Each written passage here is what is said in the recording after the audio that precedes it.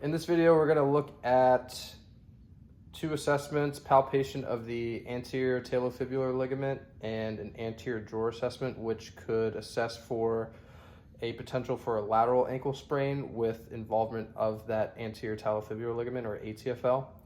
So in most instances, that is the ligament that is going to be stressed during a lateral ankle sprain. Mechanism of injury will be plantar flexion and inversion, which is going to put that tissue on stretch. Talus sits just here anteriorly in the ankle.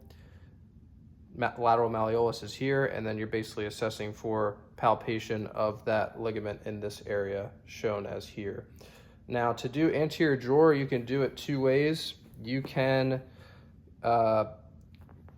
block here at the distal tibia, and from the calcaneus here, just go anteriorly and look for catch. You're looking for increased translation and or reproduction of symptoms on this side compared to the other.